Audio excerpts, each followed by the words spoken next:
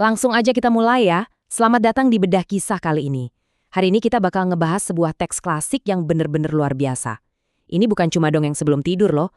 Bayangin sebuah pertandingan catur politik kuno yang mematikan, tapi disembunyikan dengan sangat cerdik di dalam kisah fantasi 1001 malam. Kita bakal ngeliat bareng-bareng gimana sebuah cerita ternyata bisa jadi senjata tajam buat memanipulasi pikiran seseorang. Coba denger kutipan ini. Penduduk dua kampung nyaris musnah hanya lantaran setetes madu. Bikin penasaran banget kan? Maksudnya, gimana ceritanya setetes madu biasa, seorang pangeran yang tersesat, dan sesosok iblis yang mengerikan, semuanya bisa terhubung dalam pertarungan hidup dan mati buat menguasai pikiran seorang raja. Nah, tetap di sini bareng saya, karena kita bakal bongkar teka-teki ini lapis demi lapis.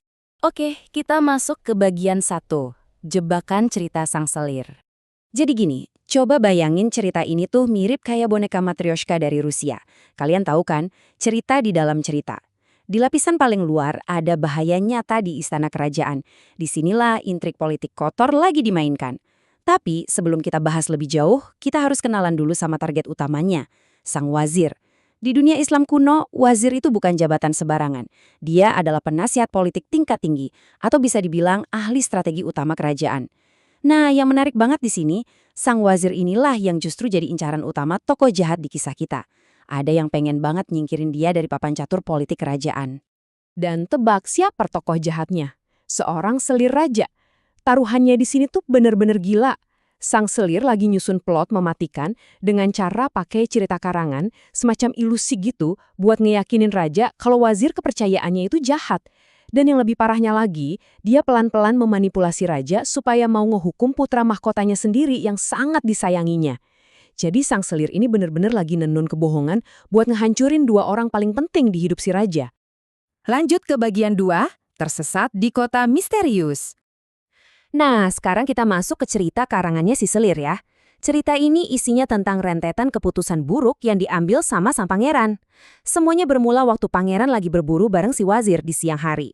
Terus, pas sore-sore, pangeran ngeliat ada seekor kijang betina yang kepisah dari kawanannya dan dia mutusin buat ngejar kijang itu sendirian.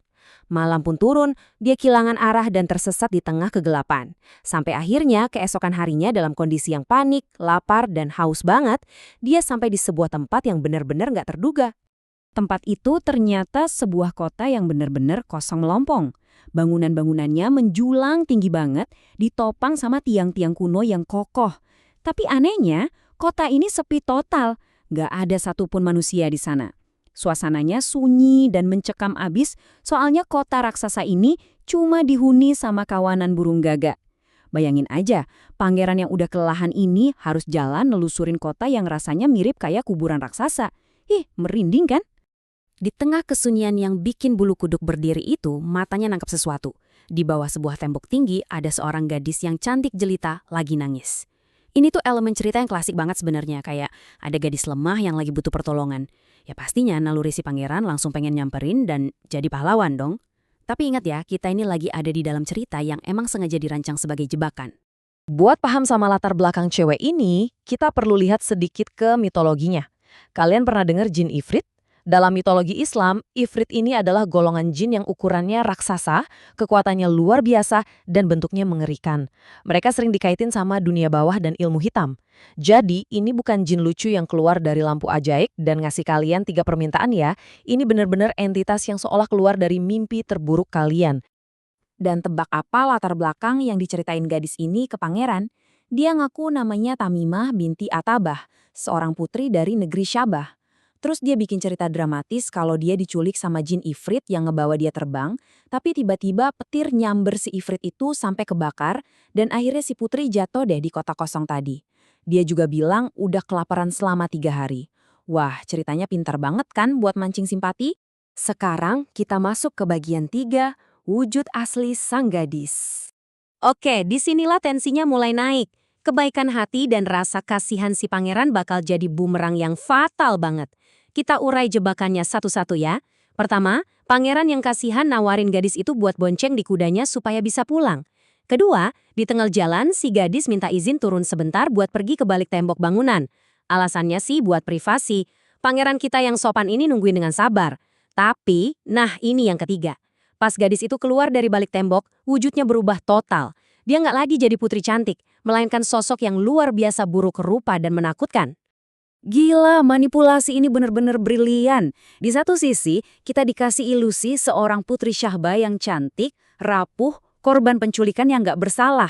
Tapi realitasnya, dia itu monster mengerikan yang kemunculannya seketika bikin badan pangeran gemetar hebat sampai-sampai akal sehatnya berasa melayang entah kemana gara-gara saking takutnya. Jadi sekarang kita ada di titik yang bikin jantungan nih. Coba posisikan diri kalian jadi sang pangeran. Kalian lagi sendirian, diantah berantah, dan harus berhadapan sama makhluk mimpi buruk ini yang sekarang ada di belakang kalian, di atas kuda yang sama. Gimana caranya seorang manusia biasa, yang udah capek dan terisolasi kayak gitu, bisa lolos dari cengkraman monster ini? Mari kita cari tahu di bagian 4 kekuatan sebuah doa. Jawabannya ngebawa kita langsung ke puncak cerita karangan si Selir. Ini tuh bukan berantem fisik lagi, melainkan adu mental dan spiritual, gengs. Sang pangeran dipaksa masuk ke pertarungan verbal yang mematikan. Waktu si pangeran kelihatan pucat pasi, makhluk itu nanya kenapa.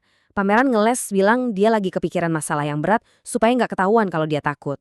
Tapi monster ini malah mulai ngejek dia habis-habisan. Dia dengan sengaja ngeruntuhin semua rasa aman duniawinya pangeran. Makhluk itu nanya, prajuritmu bisa nolongin kamu nggak? Pangeran jawab enggak. Terus dia nanya lagi, harta bapamu yang raja itu bisa nolongin kamu? Sekali lagi pangeran bilang enggak. Jelas banget kekuatan duniawi udah nggak ada artinya sama sekali di sini. Habis ngancurin ego sang pangeran, monster itu ngelontarin ejekan yang super arogan soal Tuhan. Dia nantang gini, maka berdoalah kepadanya, mungkin dia akan membebaskanmu dariku. Wah, ini parah banget sih. Ini tantangan langsung, sebuah kesombongan tertinggi dari si makhluk. Tapi ejekan itu langsung dibalas sama satu langkah perlawanan pamungkas. Perhatiin urutannya baik-baik. Pertama, pangeran nengok ke langit dan berdoa setulus hati, benar-benar minta tolong. Kedua, sambil berdoa, jarinya secara fisik nunjuk langsung ke arah si gadis monster itu. Dan boom, langkah ketiga langsung kejadian. Entitas mengerikan itu mendadak jatuh ke tanah dan hangus terbakar jadi arang. Gila kan? Sang pangeran akhirnya selamat dan berkat pertolongan ilahi itu, dia bisa nemuin jalan pulang ke istana ayahnya. Sekarang kita tarik mundur lagi ke dunia nyata. Di bagian 5, kisah tetesan madu. Ingat ya teman-teman, cerita seram barusan itu kan cuma fiksi karangan Selir. Nah, di dunia nyata istana, pedang eksekusi itu lagi bener-bener diasah. Poin utamanya ada di niat asli si Selir ini.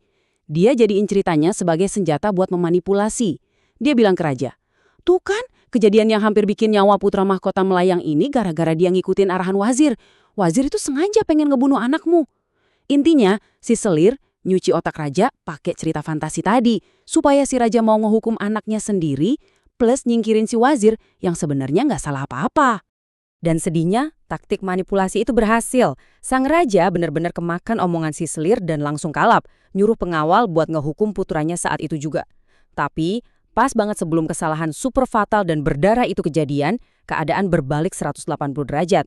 Sang wazir ketiga masuk ruangan istana, siap buat menghentikan kegilaan ini. Wazir ketiga ini langsung nunduk hormat.